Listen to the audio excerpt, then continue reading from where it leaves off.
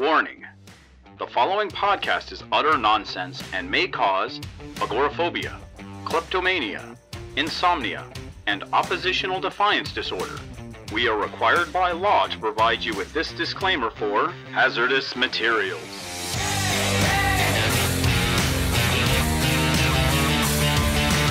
And welcome to Hazardous Materials, last week's comics this week, wherein we look at the comics that happened last week, this week, a day before the new stuff happens. And we sprinkle in a little bit of pop culture news from the past week on there just to fill out the time.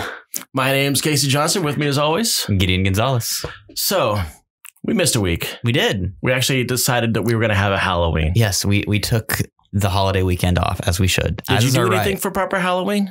Yeah, watched some movies with friends. Did you? Oh, actually, I've got a big bombshell for this. Oh. So I rewatched the 2001 major motion picture 13 Ghosts. Whoa, that's some early stuff.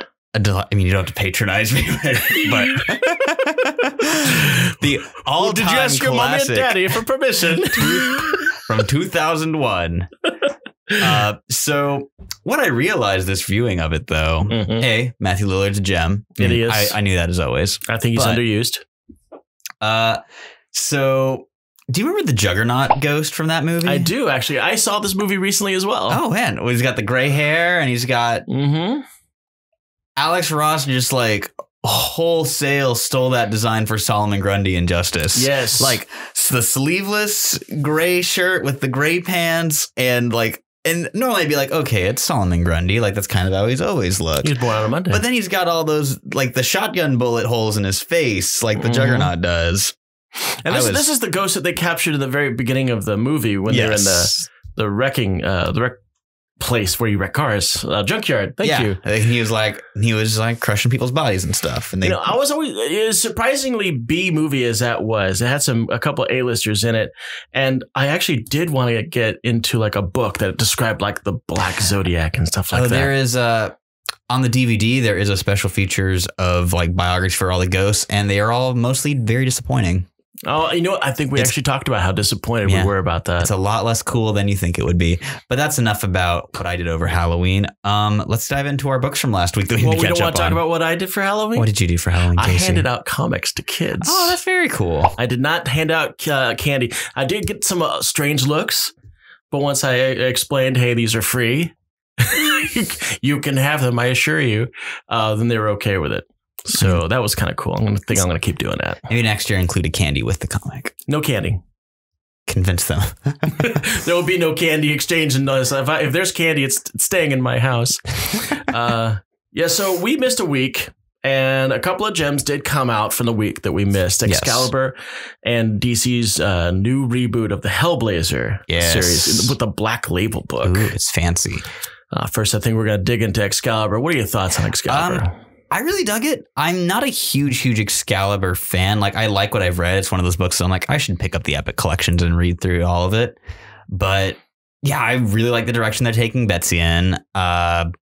Jamie Braddock's back. That's a pretty big deal. That was a bold move. Yeah. Reality warping mutant. Yeah. The minute he came out, I was like, is that safe? More importantly from that scene is Goldballs' new identity. Egg. That's going to last. I'm glad they recognize it's a bad nickname in universe. Just right out the bat. I just really hope that at some point he goes up to someone with one of his shiny dodgeball eggs and goes, may I offer you an egg in this trying time? It is a vast departure from his time as a roommate of Miles Morales. He was a bit more jovial. Oh, yes. I mean, now he's partially responsible for the resurrection of the mutant race. So he's extremely zen about the whole thing. Yeah, he's an adult now. He's new age. He's serious. He's very serious. He's transitioned from a hippie to crystalline godchild type. I think that's what the transition. Fabergé godchild. Exactly. But the kind of main plot thrust of the book is Betsy accepting her new position as Captain Britain, which rules. Her costume's awesome. I really love the fact they even snuck a little X in there. Yeah, it's a really good looking outfit. It really is. And B, that Morgan Le Fay is not happy with these little Krakoan portals popping up. No, she referred to mutants as witch children? Yeah, as witch breed, I think. Witch breed, that's what it was, yes. She is less than pleased with the potential magic applications of the Krakoan portals. So this deserves a little bit of exposition in the fact that Betsy Braddock is no longer Psylocke. Yes. And doesn't even like to be called it anymore because she got her old, very English, very white girl body back. With cool purple hair. Yeah, which and we'll talk about what happened to the old body here in a bit. But she decided to go back to Braddock Manor to hook up. I wouldn't say hook up. That's probably the wrong term. Hang out with her brother, her twin brother, who she hasn't had a whole lot of time with. But he gets sucked into some crazy outer world stuff with Morgana Le Fay and, for all intents and purposes, loses the mantle of Captain Britain. Mm-hmm. So Betsy Braddock has to step up and do her bit. And now she's the new Captain Britain. With her new team of Jubilee, Gambit, Rogue, I was going to save him for last, but I was going to mention Richter and Trinary first. I don't think Trinary was ever advertised as being in the book, but I'm really glad to see her. I think she's a really cool character. Trinary got a couple of scenes, but Richter was nowhere to be found. Yeah, we'll see Richter in a few. Yeah. Like in that one cover where he's being lovingly caressed by A. A is a gentler, more noble Apocalypse. But he's still got them big hands. And Gambit is not a fan of his still. I mean, I'm not a fan of Gambit. I can understand why no one would be really a fan. Although he knows that Gambit is now rocking a more modern version of his outfit. It's still a bad outfit. It's still awful, but he's wearing a more modern, colorful jacket and not the leather brown of the 90s. Yeah. I mean, I support Gambit and Rogue doing their best to make more mutants. Oh, yes. I wish they didn't have to be in a book that I enjoyed. I'm really curious about all the Apocalypse stuff because I'm really, really digging Teenie Howard's take on Apocalypse in this book. Well, he's clearly guiding pretty much the entire angle of this book. Oh, yeah. Yeah, I mean, he's like, okay, well, I want to do this and this. Maybe you should help me do this. Perhaps you should do this. Touch by the portal. way, Go into the portal. What is happening with Rogue? That is my doing. And yeah, Apocalypse fetch me an egg. He's not diabolical, but he's definitely pushing things to an agenda. He's got an angle he's working, and I'm curious to see where they go with it. Mm-hmm. So I guess we should also explain what happened to Psylocke. Yeah.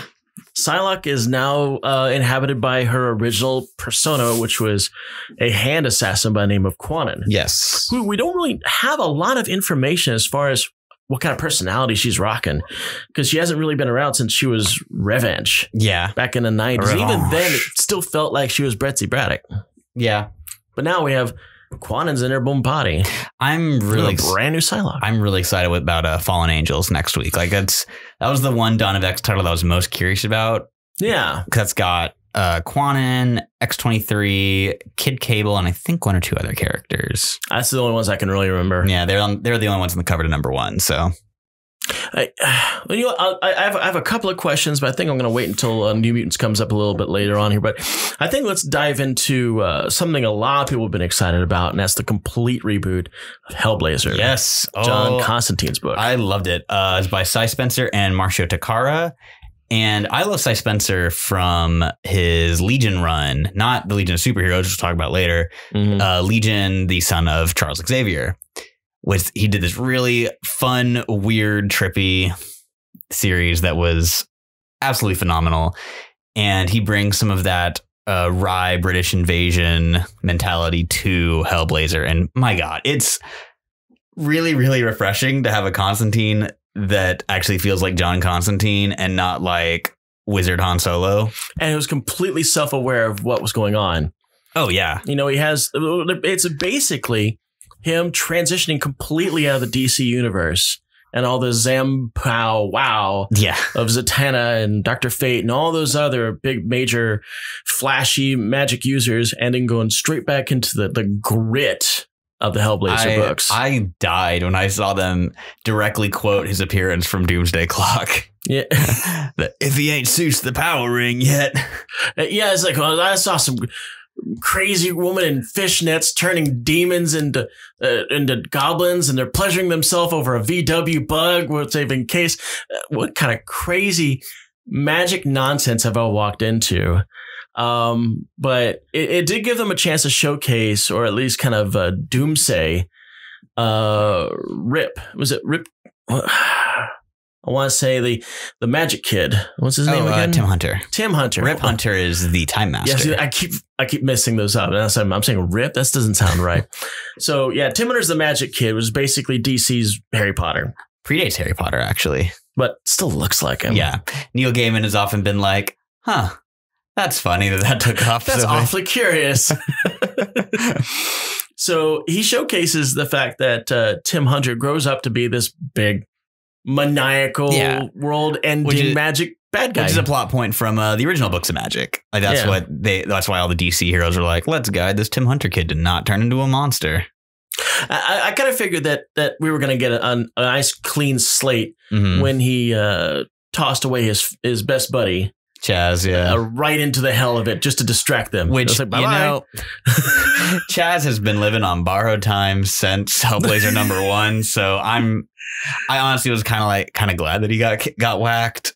He just seems so offhand about it. Yeah, but I mean, that's totally John Constantine, though. Like, it's not a Constantine story unless he's screwing someone horrifically over. And frankly, Chaz has had it too good for too long. He seemed a little too bubbly for that book. So we go into the nitty grit, and we're dealing with, the extreme Hellblazer noir. And we're reintroduced to a Chaz who's aware of what just happened to him in this previous universe. Now, here's my question, because I barely followed Hellblazer back in the day. And this book felt like the book that was waiting for John to come back since the last issue of Hellblazer. Am I right to assume this? The last issue of Hellblazer, so it got a little, I'm going to say a little wonky near the end, because it was still really good. But John was aging in real time through it. So he's like in his late 50s, early 60s by the end of the run. So this isn't exactly just picking up where Hellblazer 300 left off, but it's kind of like, in general, like, you can squint at it and make it make sense. Chaz and the demons are all talking about the fact they've been waiting for John for years. Yeah. I think it's intended kind of to just pick up where it left off, just with a little bit of, because he even mentions tip of the hat. I mean, a lot of the book, it's him just saying, don't worry about continuity, which is my ideal method of continuity. Don't worry about it. It's no biggie. I want to pick up on this just because I'm completely addicted to the Black Label format. I want to have a box filled with Black Label stuff, including Superman Year One. Not Superman Year One. There will be no Superman Year One in this collection, sir. Which means I'm probably gonna end up having to get in on this old Hellblazer thing and kind of figure out what I missed out on back in the 90s. I don't know if the new because this one was not in the Prestige Plus format that all the other Black Label stuff is. No, it's just a regular sized comic book. Yet it was still Black Label. Yeah, but I think they want you to be able to organize it with your Hellblazer stuff. So I'm thankful for that, because I don't want to buy a magazine box. Smart. I see. I'm already thinking I'm having to buy a magazine box with all the Harleys and Jokers that they've been cranking out. Question's coming out, I think, next month. Question's not really I'm not a big fan of. Jeff Lemire and Dennis Cohen working on it, though. It's going to be a cowboy issue. Like, that's a selling point. Cowboy issues are always a selling point, sir. Because you know who shows up in cowboy issues of DC books? What? Jonah Hex. Oh, God, that's right. You're not allowed to go back to the Wild West and not see Jonah Hex. Yeah, I haven't actually read Jonah Hex ever since he was a Black Lantern. Oh, yeah. I mean, he didn't do that much sense. I mean, there was just his pre-New 52 series wrapped up, and then he had his New 52 book, and I think he's just been kind of gone. Oh, he's in Batman Universe right now. Wait. Didn't the guy the from Goonies and Deadpool 2 and our Thanos, Josh Brolin, yes. Wasn't he Jonah Hex? Unfortunately, yes. We don't talk about it. I totally forgot about that. I remember the first time I saw a trailer for it, and I was like, this doesn't seem right, but I don't know enough about Jonah Hex to dispute it. When he's like resurrecting people and stuff, I was like, I'm fairly certain he's just a cowboy. And then a couple of years later, after I read more Jonah Hex stuff, I finally saw it, and I was like, oh, wow, this is awful. Why does Jonah Hex have superpowers? I guess because it's a comic book, and it was during the time when, if you're going to have a comic book movie, I guess it's got to be empowered. You can't just have it about a disfigured cowboy with a weird cheek. It came out in like 2010. Yeah. The Dark Knight had come out already. Yeah, they made Iron Man had come out. They made hero clicks of that movie, and it went nowhere. I'm sure you can still find them in quarter bins across the country. I'm pretty sure you can. I don't need a Jonah Hex in my collection, though. But getting back to old Johnny C, the kind of big plot thrust of it is he is being stalked by a future version of himself who, could be the original. That could be the original Hellblazer 300 John Constantine. Now I'm thinking about it. But he's soulless. Yeah. But maybe at some point the original Vertigo Constantine sold his soul after we saw him in the pages of. Is he? When I saw the character come in, I could swear I was like, okay, maybe that's just Lucifer. Because the way he kind of shows up. Yeah. Wanting. And we all know that in Keanu Reeves' Constantine, Lucifer wanted Constantine's soul.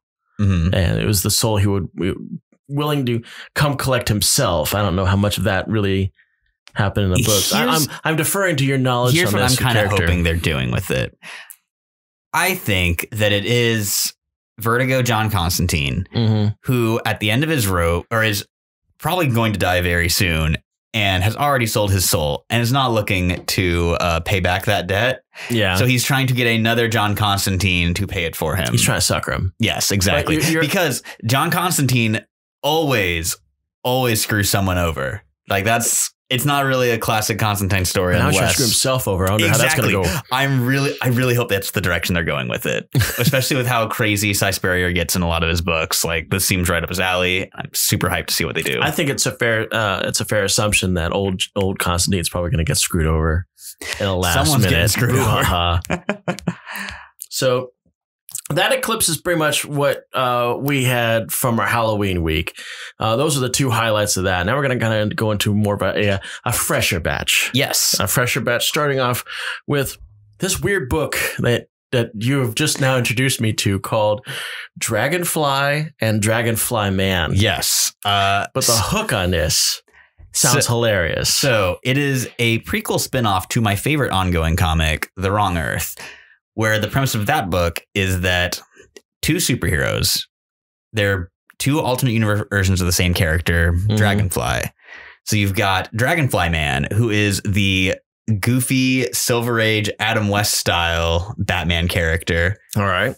And you have Dragonfly, who is the grim, gritty Frank Miller Dark Knight. Batfleck. Yeah. Okay. Who kills criminals, keeps them in cages, and has a dead sidekick and is super serious and fights the police. I already love this just from the description. And Wrong Earth sees those two heroes swap universes. So you have the grim and gritty Avenger trying to get by in a Technicolor world where there are insane, elaborate death traps, and you have to work through a equally convoluted, silly system of the president of the bank having like a shared office with the police commissioner. Of course, that's the way it is, Yeah, naturally. And you've got people wearing like sashes with their name on it.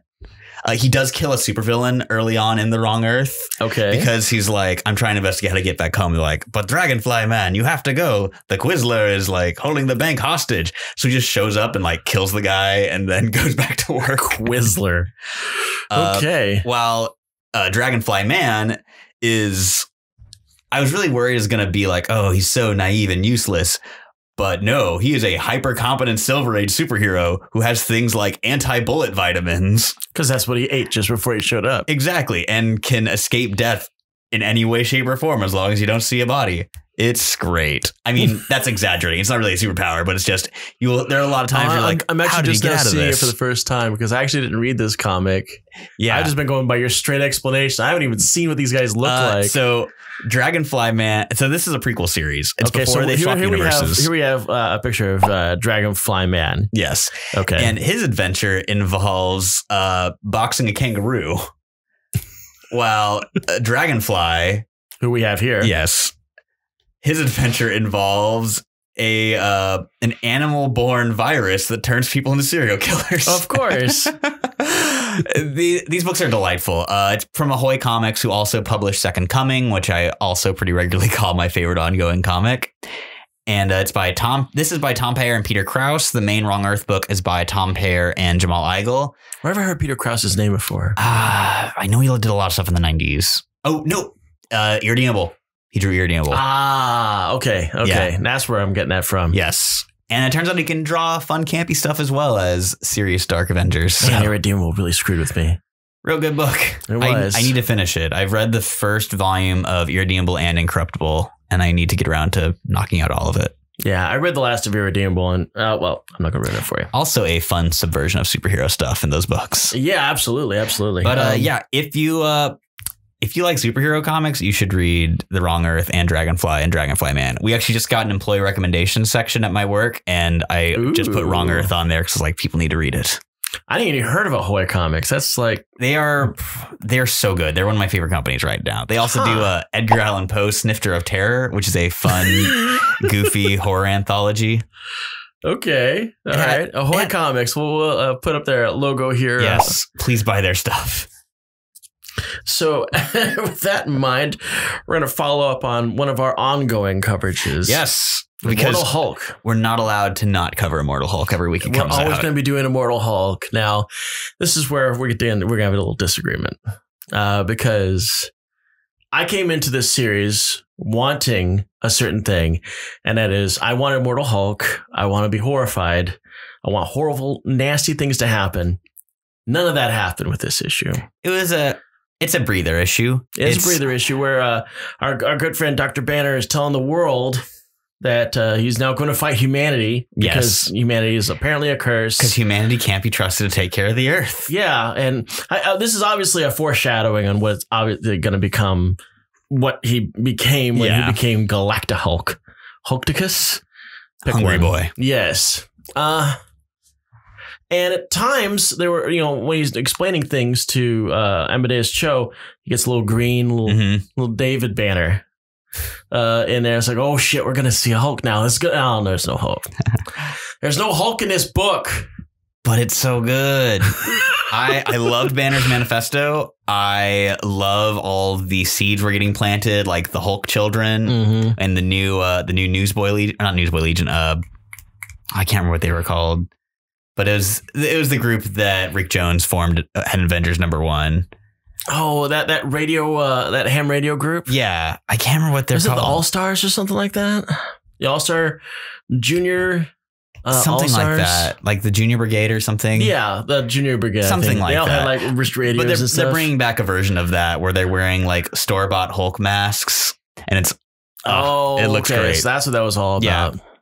I also know that Doc Samson's back to wearing his little red short sleeve shirt with a little lightning bolt on it. His best costume. Although I am also partial to sports coat and ponytail Samson. Yes, psychiatrist Samson. Exactly. Professional Samson. Although I'm not opposed to athletic wear Samson. It's a good look. The square cut collar.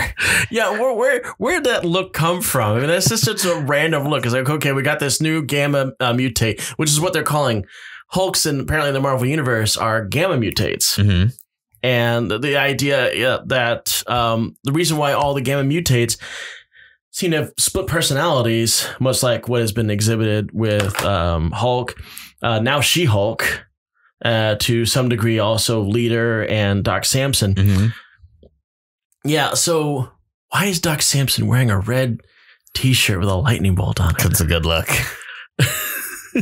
It looks cool as hell. They also mentioned the fact that there's a possibility that they all might actually be immortal as well. Yeah, I mean, Samson's come back. Yeah, but Thunderbolt Ross hasn't yet. That's such a big.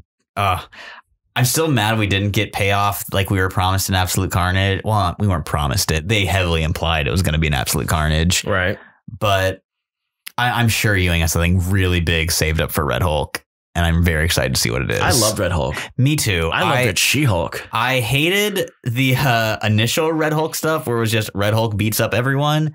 When it became like a Red Hulk solo book and Machine Man was like keeping him in check, I really loved seeing Ross as a hero. I thought that was really interesting. He had that gigantic revolver that was big enough for his Hulk hand to hold. It was great. That's serious. My biggest problem with Red Hulk was that he stayed wearing torn pants.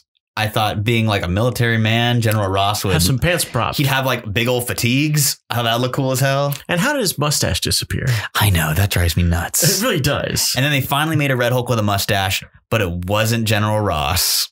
It wasn't? No. Who was Al it? Ewing was told he couldn't use Ross because they had plans for him during USA Avengers. That was General Maverick, who I don't think has shown up outside of things written by Al Ewing, who I wonder why he hasn't shown up in Immortal Hulk. I actually haven't read. I think his last appearance was Avengers No Surrender, which was a story that introduced Immortal Hulk. So if I I haven't read that book, so he might have gotten killed. If I wasn't going to use a General Thunderbolt Ross, I would go back to his fallback guy, which is Major Talbot. Yeah, okay. I will bet money that General Talbot is going to come back in Immortal Hulk as a werewolf, because of how much Hulk loves the Universal monsters and takes inspiration from them. That we had a guy whose last name is Talbot running around and never turned into a werewolf is shocking. Missed opportunity. Look how updated my version of is. My version is still Major Talbot because he flew the War Machine, not the War Machine you're thinking of. He had the War Wagon. Yeah. He flew the War Wagon, which is a total 70s. And he was Betty's fiance. Yeah. Right? Yeah. Oh, Talbot. Yeah, he showed up in Marvel Television, became at the MCU's Graviton. Oh my God! Really? Yes, he did in Agents of S.H.I.E.L.D. Wow, he spent his entire life, costume and everything. He spent his entire career being a professional red herring. I'm glad he finally got some superpowers. Yeah, well, I mean, he was in Agents of S.H.I.E.L.D. for quite some time. I know I'm spoiling it for you people that haven't seen Agents of S.H.I.E.L.D., but this is like a couple of years ago. You've had plenty of time. But yeah, he's like a support character. Then he's a bad guy. Then he's a support character. Then he goes batshit insane and becomes Graviton. That's and pretty he puts fun. on the Graviton outfit. And then he takes over the Kree that are trying to subvert the human race. I think I saw the bit where he's like, I'm going to go punch Thanos. And then we never see him again. Yeah, the one time they mentioned Thanos and all of it is Graviton's going, I'm going to go take care of that. Like, you do that. And he never gets to. That would have been cool if he had just shown up in the middle of the fight. I'm here. The hell is this guy? I'm Major Talbot, Graviton. And before we move on from Hulk, though, I do want to say I'm so excited to see Hulk throw down with Dario Agger, CEO of Roxxon Industries, a.k.a. the Minotaur. I had no idea this guy existed. Yeah, he's been a villain in Jason Aaron's Thor run since God of Thunder. So back in, I think he's introduced in 2013. So I knew that Roxxon was a supervillain factory. And when you got rid of Justin Hammer, you had to have somebody else. You had Roxxon, which is so not the Marvel universe of Exxon in any sort of imagination. No. But Roxxon has been creaking out the supervillains with the Thunder for the past 30 years. Oh, yeah. And now their current CEO is literally a Minotaur. A flat out Minotaur. And the Hulk is going to wrestle him on Wall Street, and it's going to rule. Oh, God. So, yeah. The more I think about it, the more absurd it got, because they brought the fact that he has a labyrinth. I was like, come on. Oh my God. The guy fights Thor, so he's pretty tough. Yeah. I just want to see Hulk just tear off one of those horns or something, do something real gross. Oh God, it's going to get so disgusting. Oh yeah, it's going to be awesome. Well, with the introduction of our poor Minotaur, we're going to take a quick break and we'll be right back.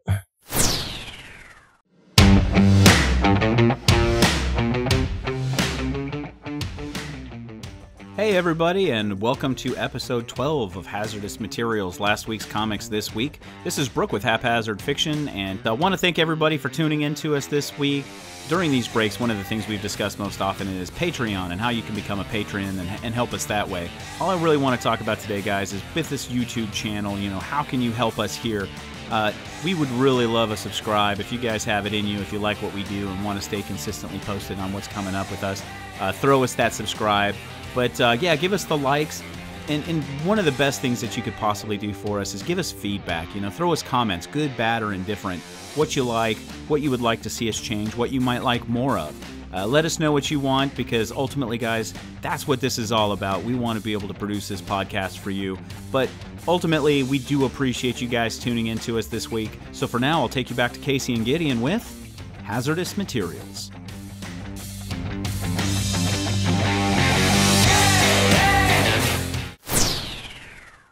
And we're back. Now, transition over to a DC title that I did not get a chance to read. Which was a foolish mistake because it ruled. Green Lantern Blackstars by Grant Morrison and Zermanico. So you may remember at the end of Green Lantern number 12. I do. The controller, Mu, had created the Miracle Machine, which lets you recreate the universe minus one thing. So using Hal Jordan's great will, he erased the Green Lanterns from existence. Yay. No, that's not yay. So for the 3 months that Liam Sharp needs to get ahead on the main Green Lantern books. Oh, is that what's going on here? Exactly. Yeah. This is a 3-issue miniseries. Yes. So for the next 3 months, in placement of the Green Lantern title, we have Blackstars, starring Hal Jordan, aka Blackstar Parallax. Blackstar Parallax. And his partner, Beelzebeth, which is a great name. She is the vampire queen of what I can only describe as Scooby-Doo Planet. Gotta read this now. It's so good. Beelzebeth is amazing. They basically, the whole issue is them doing Green Lantern stuff, but it's Blackstars, so they're way more intense, and they beat the shit out of and subjugate Mongol. Oh, wow, really? They have a bunch of Blackstars preparing this giant ceremony for Controller Mu, which involves stealing the oceans from planets and stealing a sun to put into position so they can have this nice, like, homecoming ceremony for him on this weird planet. That does not sound good. Yeah, these are not virtuous heroes. There's a shot of Kilowog with a big old construct bubble full of like a planet's water supply. Okay, so Darkstars can do constructs like the rings. Yeah. Okay. There's the opening sequence involves the guys from Eastmalt, like Atrocitus' boys. Oh yeah, the Reds one. Yeah. Amazing creepy demon versions. Oh, we got to show an image. I know we said we would cut back on images this episode, but good Lord. Our poor editor is actually not in the studio with us today, so we're having to cut down on our image use. But we're going to still do it so our producer can do double duty. Some delightfully not safe for work demons. I was like, ooh, is this an intestine Am I demon? getting some Hellraiser stuff in my Green Lantern? Yeah, a little Clive Barker. This is a universe that's kind of already kind of screwed up in Clive Barker-ish. I'm very excited to see where it goes next. Grant described number 2 as featuring the cruelest version of Superman he's ever written. And Grant Morrison is like probably my all-time favorite Superman writer. So seeing him write bad Superman will be interesting. Isn't he also writing Legion? No. Legion is being done by Brian Michael Bendis. I always get the two screwed up. And good segue into it. You like that? Yeah, by Brian Michael Bendis and Ryan Sook, who I have not seen do interiors in quite some time. But I'm not familiar with him. I'm trying to think of something just off the top of my head that he did, but I'm blanking. But he's got this really good, like, kind of Brian Hitch-esque style, but a bit more cartoony. Oh, okay. Very shiny colors usually. And I know the thing I know him most from. He did Seven Soldiers of Zatanna. Oh, yeah. I read that one. Fool. Seven Soldiers is amazing and everyone should read it. I totally skipped out on that. But this did showcase my boy Wildfire. Yes, he's in the opening with Starboy and Ultra Boy. His costumes are so pretty. Yeah, they look real nice. I really like these. But there's a heist with Mordred the Mystic, classic Legion, old school wizard bad guy, and the heist item in question is Aquaman's trident. You know what? When I was hearing heist, I was thinking, oh, watch it be like the Emerald Eye or something like that. No, they really went old school. Yeah. Okay. Which they hope to help bring back Earth's oceans because Earth's pretty screwed. Oh, okay. They live on New Earth, which is like a big satellite ring thing around what the remains of the planet Earth. Right. And this gives Superboy a chance to do a little bit of name dropping. Exactly. I enjoyed John being like, yeah, that's Aquaman's trident. I've seen it a bunch of times. He's like best friends with my dad. And someone off screen says, I thought Batman was your dad's best friend. And he goes, actually, my dad's best friend is my mom. To the ews and ahs of the Legionnaires. It's a very cute little bit. I think it's really smart the fact that the Superboy that they're using is in fact not Clark. Yeah, I'm kind of of two minds. I wish they hadn't have aged up John Kent. I really liked him being a little kid. I thought it was really fun. But hey, he's got a new showcase. He's got to do Legion duty. See, since they're not doing Clark, they don't have to do the whole prequel problem that they always had back in the 80s and even before that when they were using old school Superboy, because you couldn't really ever endanger the character, kill the character, change the character any way because it's going to be Superman. Yeah. And Superman is the status quo that Superboy is. Or you just do the post-crisis version where you just take a red marker and pretend that all the old appearances of Superboys are just Mon-El. Oh, is that what they did? Yeah, I thought they were separating them into Superman and Superboy Prime. No, I think the classic post-crisis, like one of the 0 hour things of making things work, was like, yeah, all those old, the way you justify the old Legion stories is just say, that was Mon-El. That was not actually Clark. That's horse crap. Hey, what works? I think because there's another character like that for Golden Age stories where they're like, yeah, if you saw Superman with the Justice Society, that was actually this other guy. Who's this other guy? I don't remember his name. Not really. I mean, there was never any really like solo stories for him. It was just like, pretend this is who this Superman is. Yeah, that was weird. Back in pre-crisis, I don't know if you're aware of this, but they killed off Batman on Earth 2 in the 70s. Yeah. I thought that was a bold choice. Yeah. He grew old and he died. Yeah. And he had a kid and the original Huntress. And probably the ugliest Robin costume ever, as you can see right here. Take a look at this 3-color monstrosity. It's a work of art. It's not that big old Thomas Wayne Batman little mask. Oh my God. Masquerade ball mask. Man, those tights and those boots. Yeah, look at that thing. That thing is that's a Technicolor bomb. From the team that brought you the Star Spangled Kid. God, even as a kid, I knew that thing was hideous. And I had no taste as a kid. But even you knew that something was up with there was something wrong with this Robin. The All-Star Squadron. All things wrong with this. Now, how'd this wrap up? You've got the mystery of the Trident. You've got the government for the planets being like, why did the Legion bring back Superboy? That's against the rules. So we're going to see the Legion button heads with the government and trying to figure out how to use the Trident to restore Earth's oceans. Are the science police still a thing? I don't think they're named, but I'm assuming they'll probably show up. I always thought that was such a random name for it. Science police. Well, they're cops in science fiction, obviously. Yeah, the science police. I feel like that's the kind of guys who should be chasing like Rick Sanchez around the universe. I am very excited for a sci-fi cop movie I'm getting to watch soon. It's I can't remember what the title is, but it's Rutger Hauer basically versus the Predator. Really? Yeah. One of my coworkers has been just like raving about it for months, and he finally lent me his copy, and I'm very excited to watch it. You're gonna have to name drop the name of that movie. After I watch it by next week, I'll probably be like, "Oh my God, Rutger Hauer killed the Predator, and it was awesome." It is a bootleg DVD, however, which I noticed when I looked on the back, and I was like, "That is the poster for The Dark Knight."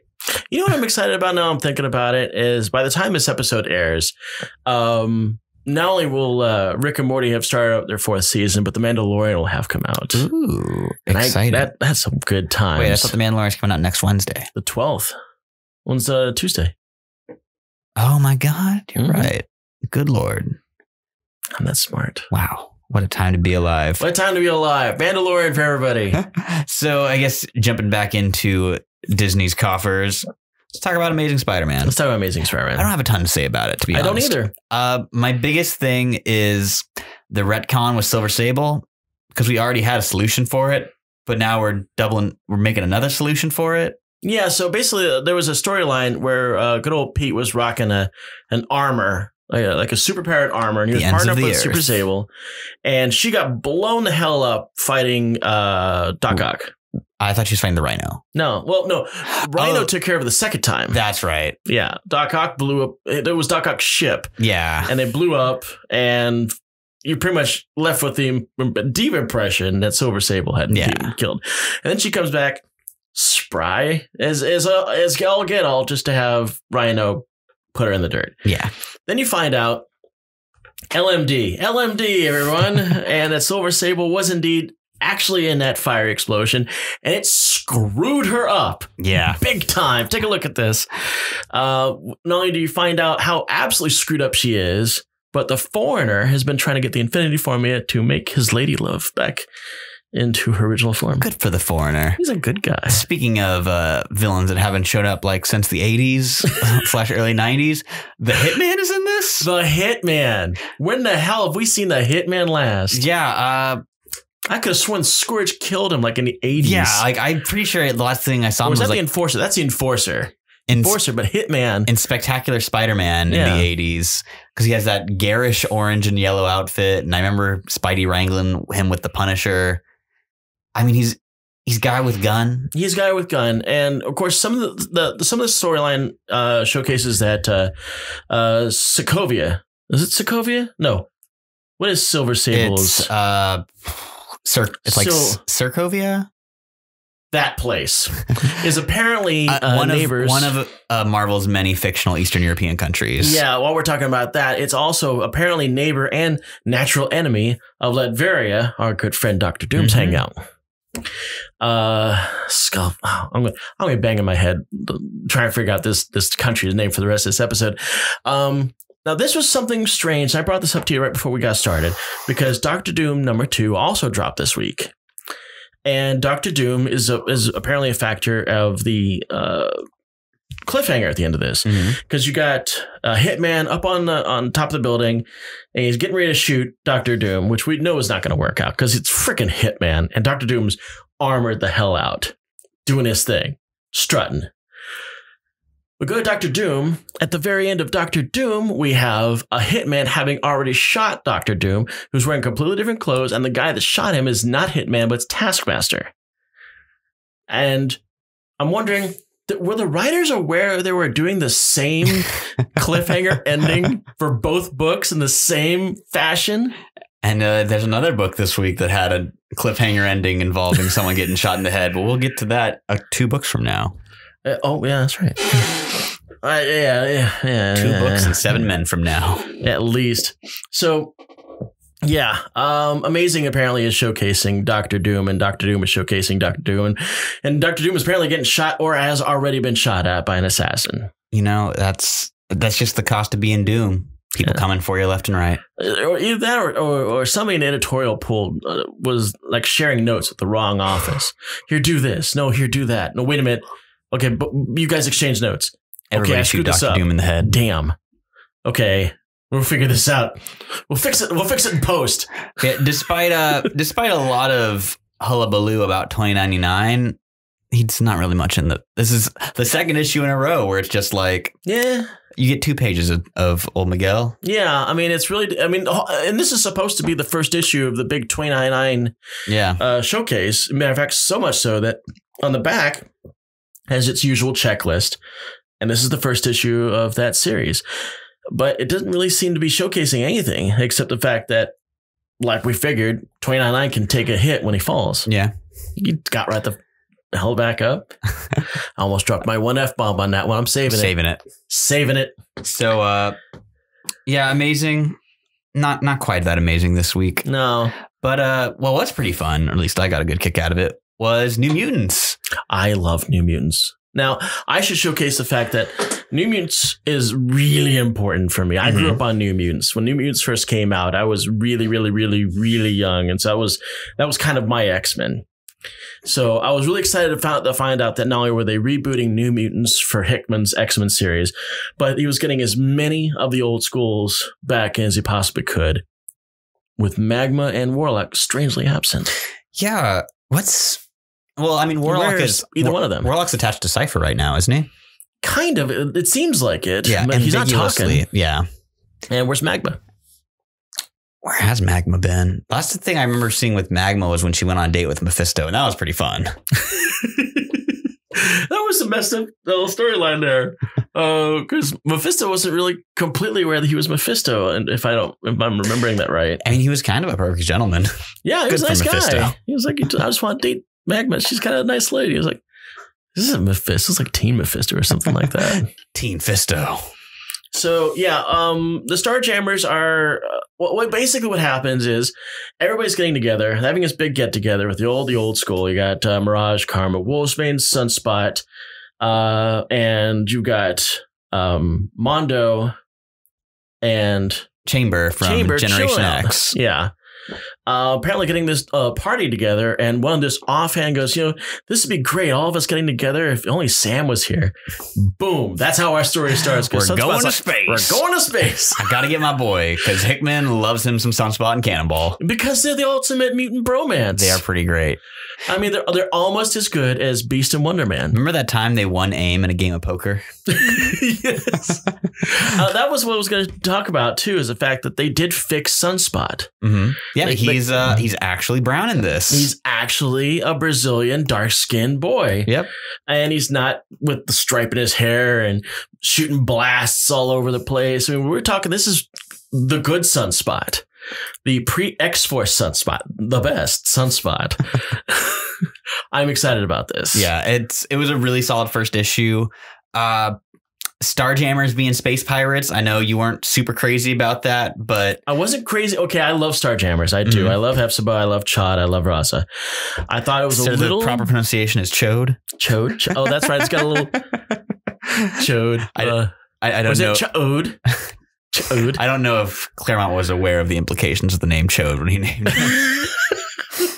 Well, I thought it was a lot of characters. Like granted, they are pirates, but I mean that's Cyclops' dad, who did abandon Cyclops to be a space pirate, and I guess to keep the trend up, takes the mutants out, and when it even gets slightly wrong, he's like, well, they're on their own. Bye bye. Bad with kids. Ditches them flat out. He's gonna go hang out with his skunk girlfriend. Yeah, I did like the fact that there was a little bit of an off-camera transition where Sunspot goes, I'll go rescue them, and to, okay, we give up. I love that. That was so good. Him like looking at the camera and being like, this is the part where I make a daring rescue. It was so Looney Tunes. I loved it.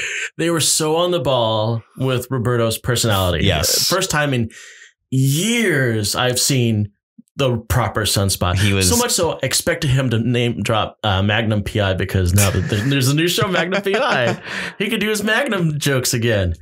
What a time to be alive! What a time to be alive! So will we get an issue with Sunspot wearing jean shorts and Hawaiian shirt? If only there's a god. I will say I also really liked Magic being written as a person, not just spooky girl. Yeah, her coffee addiction was great. Oh yeah. I will cut you. The sword fight was delightful, but it was nice seeing Magic do more than just like glower in a corner in hot pants. Yeah, you cut my arm off. You broke my nose. You'll get a new arm. Like, yeah, my nose is real. So yeah, I've been a fan of Illyana ever since she jumped into New Mutants with number 15, where we thought we were going to have Kitty Pryde as part of the New Mutants, and she was for all of a issue. Kitty Pryde ain't joining no X-Babies. No, she's not doing that. She's apparently an A-lister. And the New Mutants at the time were B-listers. There were no other X teams. There was just X-Men and the junior varsity, which were actually not even organized by Xavier. That's a little known fact that they thought Xavier was dead. Yeah. And they had a Loki. You know how Loki kind of created the Avengers by doing his machinations. Well, the Xavier that got all the New Mutants together was a Brood. Mm-hmm. That was weird. Strange times. The Brood are the reason the New Mutants exist. Good going, Brood. Brood Saga, some good stuff. But yeah, New Mutants, once again, Docs delivers. Donna Vex is hitting it out of the park. But I will say, we did get our weakest Docs book yet this week. Yes, the dark shadow of the New Mutants. Back when New Mutants ended with issue 100, when Liefeld put his cancerous work onto paper and transitioned them into the edgy X-Force. And, you know, I didn't hate the new X-Force book. I dug it. I didn't hate it either. It's just not nearly as good as the other books. It was not the shining gemstone that the others books have been. Marauders, Excalibur, New Mutants, the X title itself are all been just great books. Here's what I think my biggest issue with X-Force is that it ends on a very cheap cliffhanger, which, spoiler alert, it ends with Charles Xavier getting shot in the head. No one's taking that seriously. Exactly. When we just had 12 issues establishing death isn't really a big thing. Now, I think there's an interesting angle they could take with it, which would be have the Reavers take out Charles Xavier, and then their superiors organize something in the downtime the X-Men have to take to get Xavier back up and running. So you could do a lot of screwing with international trade from Krakoa's diplomacy. And that could be interesting, especially with the book's label as being like the mutant CIA. I'm hoping they're going for more of those like global implication stuff and X-Force doing the traditional X-Force thing of doing the dirty work to maintain this mutant society. You know what? Mystique and Sabretooth would have been great in this book. You know, they would have. But where the hell is Mystique? Instead we get Sage, and who has one job, does not do it. I don't get Sage. She's got red glasses and she beat boops like a robot. The series that came before this was actually called Weapon X, but like the last part of Weapon X's storyline, it was basically finger quotations Weapon XForce. Yeah. And that had Mystique. It had Sabretooth. But didn't have Black Tom Cassidy. It did not have Black Tom Cassidy. The breakout star of this book. It did have Omega Red. Yeah. Omega Red, pretty cool. But yeah, Black Tom was a bit of a surprise. He's now the ward of Krakoa. Yeah, I really like how it's using his wood powers. I love how he's being drawn. Josh Cassara did the art in this. And he does such a cool thing of having just constantly roots and twigs coming under his skin. Ugh, it's really good. Apparently his sense of identity is a little off because he keeps referring to himself in third person. I had to reread that. I was like, am I reading that? I love Charles just like taking the time out of his day to be like, you know, Black Tom, nobody likes you. Everyone said I was a fool for but I like you and I trust you. He's just like, damn, Charles, at it again with the negging. Hell, you gotta bring the bad boys in line. Gotta give them jobs. It's true. And we gave Sage a job. She screwed that up pretty bad. And then gave Pyro a job. Oh my god. So the way the Reavers get onto Krakoa is they dive from an airplane. They hijack a plane and then dive from it into Krakoan airspace. And previously in the issue, we had seen Domino get captured. Yeah, and no one came to her rescue. And so we have dire thoughts about poor Domino. One of Sage's jobs is that she monitors who's coming in and out of Krakoa. So her little reading thing is like, oh, cool, Domino's diving in. We see the Reavers having these streaks of stark white patches on their skin, with the implication that they skinned Domino and are using her skin to get into Krakoa.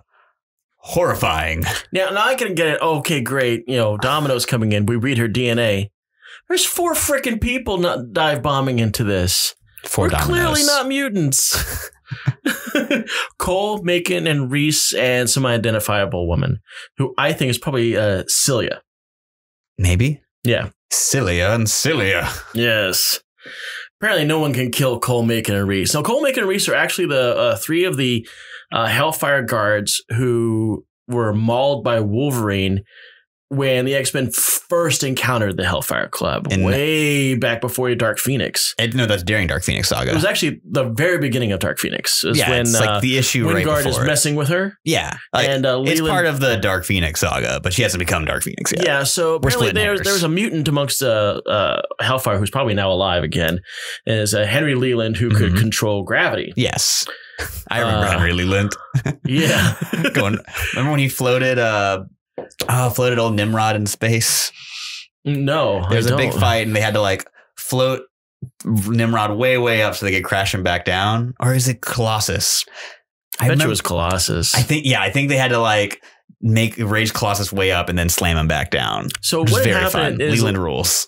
Leland got a hold of Wolverine and he basically pushed Wolverine through the floors and into the sewers, and it gives us that classic scene, which you can see right here, of Wolverine turning around in John Byrne's finest moment, saying, "You've had your shot. Now I'm going to take mine." He comes back and totally screws over all the Hellfire Club. A whole issue of just Wolverine killing the hell out of people. Yeah, and so 3 of these poor guys, Cole, Macon, and Reese, joined the Australian cyborg group, the Reavers, and they're like the most human-looking ones, and they're always the ones that have visors on their eyes, so you can always tell who they are. And that's who I think these guys are, even though you haven't named it. It's clearly them. Yeah, they got those big goofy goggles. Yeah, but yeah, XForce was solid. I'm going to stick with it because there's some interesting ideas in it, but it just didn't live up to the rest of Dawn of X for me. Yeah, I'm going to get it just like I'm going to get all the other ones.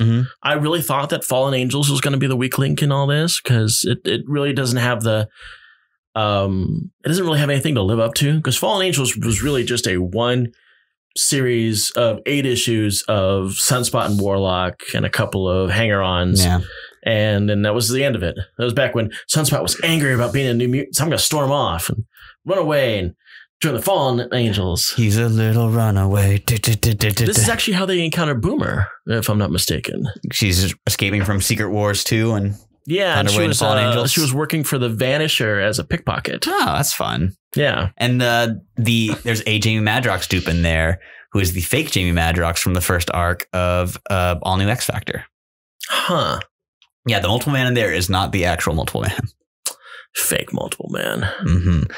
But everyone thinks he's real because he was just in Fallen Angels. Yeah, but I am looking forward to Fallen Angels next week because I want to see what kind of personality our new Psylocke is now going to have now that it's Quanon. I'm very curious about that book. And I love Brian Hill as a writer. He does really good stuff with intense character pieces. And between Quanon, X-23, and Kid K, we've got some pretty intense characters. Yeah, so we're looking forward to that. Now, when we get back, we're going to take a look at some media news. We're going to take a little look at the Thunderbolts rumor that's going around.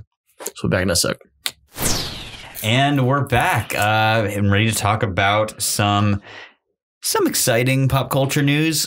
Probably the first thing is the rumor of the Thunderbolts movie happening is back again. Maybe it'll be a TV show. Maybe a movie. I'm always happy whenever this rumor pops up because I love the Thunderbolts. I absolutely love Thunderbolts. We all love Thunderbolts. We do. I love villain stories. I really want an excuse for more Sam Rockwell in the MCU. I mean, look how many freaking Thunderbolts there have been. Look at this cover. Yeah. It's covered in people. It's even got freaking Deadpool on it. There's a lot of people. Now we have to theorize. You have to survive an MCU because the whole the concept behind the Thunderbolts is that they're supervillains masquerading as superheroes, and they're usually supervillains that have been around. But the problem is MCU has a nasty habit of killing off its villains.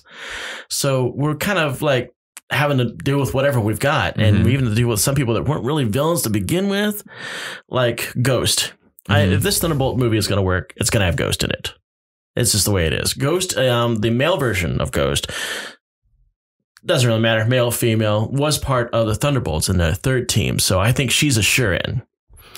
Taskmaster, coming off the Black Widow movie, if he survives, he's a sure-in for this. What do you got going in on this? I'm kind of pie in the sky dream. I'd like Abomination to come back finally. That would be nice if Tim Roth could come back. He's already said he would if he ever got invited. Although my number one hope is that we get Sam Rockwell back as Justin Hammer. Justin Hammer. He was definitely a scene eater. So good. I rewatched Iron Man 2 pretty recently, and I don't care what anyone says. This is my favorite Iron Man movie. It's got so much good. It's the most comic booky Iron Man movie. It's got War Machine, who I love. Brody is the true Iron Man in my house. You've got shades of Demon in a Bottle. They weren't allowed to go whole hog with it. No. Which is a shame. Did you ever see the deleted opening sequence where it's the movie's supposed to open with Tony puking into a toilet before diving out of the plane in the armor to go land at the Stark Expo? No, I know they did have to reshoot that. Yeah. Because the original had Pepper Potts tossing the helmet out and he dove off after it. Yeah, it's part of that sequence. Which, way better.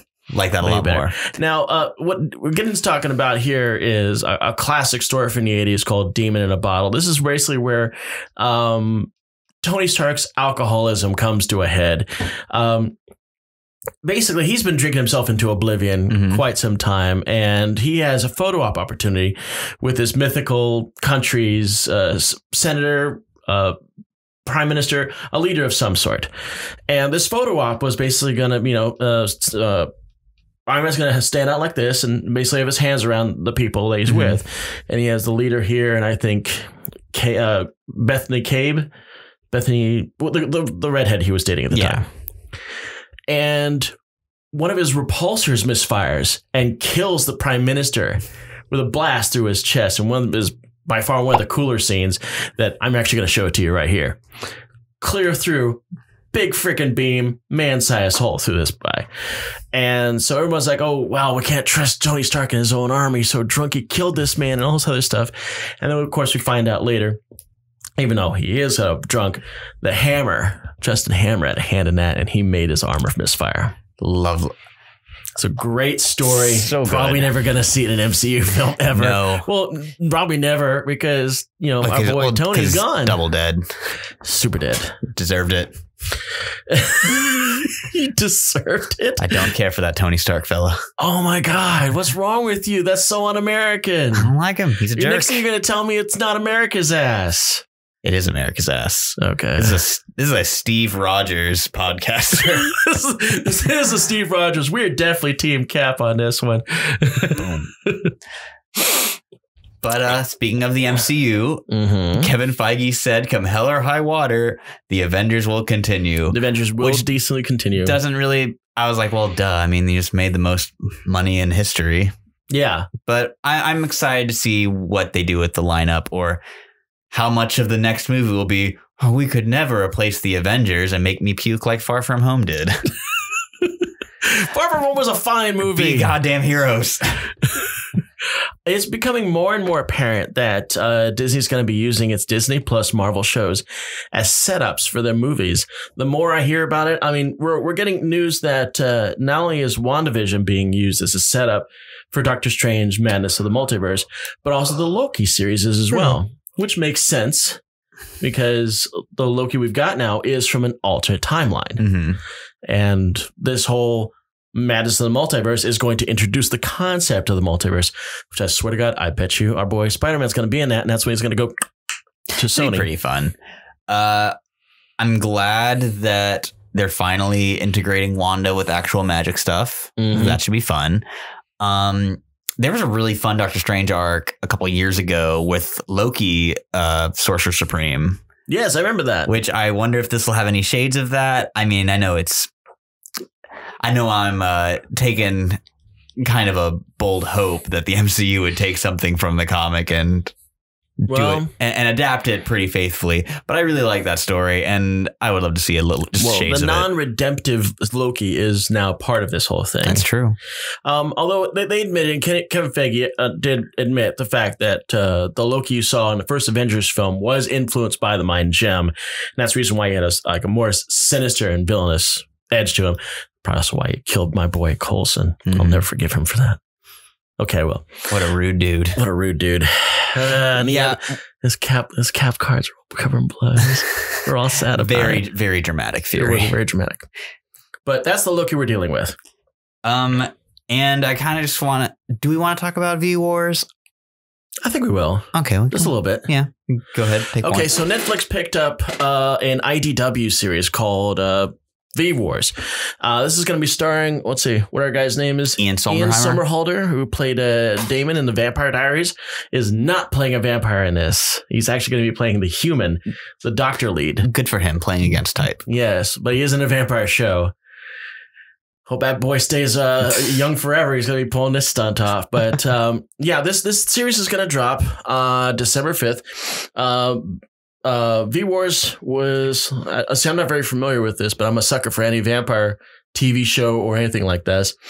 Was written by Jonathan Mayberry and will be dropping on December 5th. All right. Wow, that's pretty soon. Yeah, that's pretty soon. But that's Netflix for you. They don't really announce a whole lot of things. They like to drop things. Boom. This is happening now. This stuff's happening now. But forget all that. The real news of the week. Batman casting. Batman casting has gotten a little crazy. So who do we start with? I mean, when we're thinking Penguin, who could we possibly think of? I know who we're thinking of. It's Colin. Is it Irish icon of stage and screen Colin Farrell? Yes, indeed. Bullseye? Bullseye is Penguin. I love Colin Farrell. How the hell did they do that? I have no idea, but it's going to be amazing. It's going to rule. So, hey, do you remember when Fantastic Beasts had the opportunity to have Colin Farrell be their main villain in the franchise and decide to bait and switch with Johnny Depp? Well, I mean, they had to do the fan. Yeah, the lame as hell. maneuver. I don't know, but it's Lame as hell. I really like the way Johnny Depp looks in Fantastic. I think he looks lame as hell. I think he looks awesome. I can't imagine. I was so disappointed when it was like, oh, so Colin Farrell's not going to be more in these movies? Cool, don't got to go see him. I liked his haircut. Yeah, he looked really cool. He had really cool hair. I was super disappointed. I'm going to get his haircut. Do it. I'm going to get rid of all this crap. I'm going to go Very for Colin penguin-y. Farrell. But yeah, it's not the first time we haven't had a more rotund Oswald Cobblepot. We had, although I did say a couple years ago, I'm tired of sexy penguins.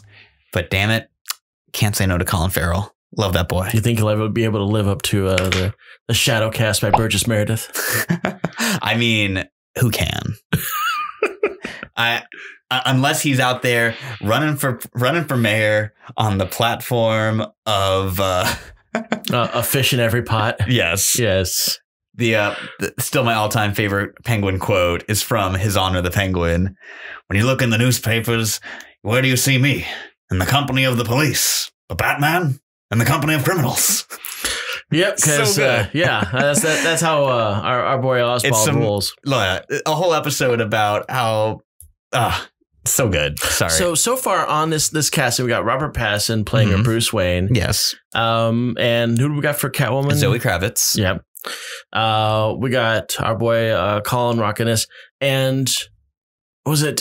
I've forgotten the gentleman's name who's playing Riddler. Paul Dano. I keep thinking Paul Mano. It's like, that's not a man's name. The fusion of Christian Bale and Michael Cera, Paul Dano. Yes, that's quite true. That's a good call. And another announcement from and Jeffrey Wright as Commissioner Gordon.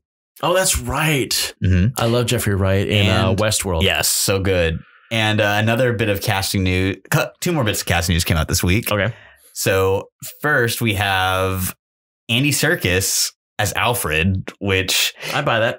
I was thinking, I could see him as the Penguin, but then I was like, I can dig it. Like, it's one of those castings. That's the thing I liked about this movie's castings. A lot of it is ones I would never think of, but then I'm like, yeah, that really works. Yeah, Serkis he's a Brit, right? He's a Brit. He's kind of getting up in there. He's got a bit of the black and gray hair. Yeah. You can pull off He's got a lot of hair for Alfred. He does. Yeah, he does have an impressive mane. Yeah, I think he can do a cool job with it. I think it's going to be a good film. And, me too. But this might be the most exciting. No, Colin Farrell as the Penguin is the one I was most jazzed about. But this was pretty cool too. Matthew McConaughey as Harvey Dent. No, yeah. All right. All right. He's all right. Because his left side is scarred. I don't know if it could really top Dark Knight. Aaron Eckhart? Yeah, because damn, that wasn't the best effects I've ever seen on someone's face. Here's my one wish for McConaughey's Two-Face. I want him, like any good Southern lawyer, to have a nice set of suspenders that he can rest his laurels on. And yes, they will be two-toned. So you have like a black suspender and a white suspender. Yes. All I want. They can do anything else with this design. That's my one caveat. I'm not one of them big city slicker type lawyers, but I know what justice is. Remember when Bender was a lawyer on Futurama? No. He had Southern lawyer suspenders. And he did the lean. Because that's how you get law done. And that is when I knew the Batman will be the greatest comic book movie ever made in the history of mankind. They have a lot of people in this film. It is a stacked cast. It is getting a little crowded. I'm trying to figure out what kind of storyline you could possibly get in there. I'm assuming it's going to be like a Hush or Long Halloween's Jeff Loeb just going through everybody. You think they're just going to go in just running? No origin story, no anything? God, I hope so. Go. I mean, they could do like what they would do with SpiderMan. I guess they were kind of done killing Uncle Ben's. There's only the world can only have so many Uncle Ben deaths. We're legally obligated to have the Wayne deaths in every single DC movie, though. Haven't seen Joker yet, but I heard they bite it in that one. Oh, speaking of which, I finally saw Joker. What did you think of it? Yeah, I liked it. I did like it, and they managed to kill off the Waynes. Yeah. I was for style. Glad that I wasn't lied to on the internet. Yeah. It's so funny that the Waynes, I'm spoiling Joker for you. If you haven't seen it by now, sorry. Yeah, the Waynes die. Yeah, the Waynes, they do die. But they died during a Joker-inspired riot. I thought that was pretty cool. No joke. I really thought that Joker himself was going to do it because of the major grudge he had against Wayne. I was like, oh, that's what's going to happen. He actually hunts him down and kills him because of he did him wrong. But nope, some random stuff. Guy found him in the alleyway. Bam. They even managed to get the whole broken pearls and everything. Oh my God, really? Yep. When will we learn that nice pearls aren't just on a string like that? There's knots between the pearls. Not in the DC universe. That's all true. Pearls must fly everywhere. Martha's thrifty. She was like, I don't need the nicest pearls you got. I don't need. You don't keep ones. $1 billion by spending $1 million on pearls. You know? I just want the cheapest pearls you could possibly get for my dramatic death. Exactly. What? Nothing. Well, I think that's about wrap it up for this week. That wraps it up, and I'm going to do a little hint towards. I know we talked about doing a Hero Clicks episode, and we're still going to do that eventually once I get my opponent his proper time. But I have constructed my team. I just want to showcase that. I'm going to go with the Planetary. Now, if you haven't heard of Planetary, this is like Warren Ellis did Planetary. Yes, with John Cassidy for Wildstorm while it was kind of an imprint of DC. And I've got my little 4-person team, which I'm going to show you pictures of because there's no way you're going to be able to see these. We got Ambrose Chase, drummer, Elijah Snow, and Chiquita Wagner. Less than 350 points. I'm hedging my bets. I think I'm going to be able to beat my boy Steve on this. Do it. I'm really excited to see how this works out. Elijah Snow's busted as hell, so he really is. You know anything about Hero Clicks? Elijah Snow does map wide horrific crap to people. So I did use this against a Shield team, and I managed to beat all their butts. Shield though, they're designed to get taken out. They were. I was really excited to do it anyway. It made me feel cool. But I did get a new piece to add to that, and this is Ambrose Chase, the 4th member of Planetary. So I'm really excited about it. The 4th man. So once again, as always, we are a fledgling podcast, and if you can support us in any way you can, which can include Patreon for them sweet monthly $1 dues a month, the good old like and subscribe, which if you're a cheap guy like me is usually the best way. And we're on Instagram now. So all the images that you saw in this particular episode will be featured on our Instagram account if you want to get a closer inspection on what we're talking about here. Hey, if you really want to do us a favor, write us a nice review on iTunes or wherever else you listen to podcasts, because that really does help the algorithm grease the wheels and get us up there. Indeed. Well, thanks for coming. Yeah, see you guys next week.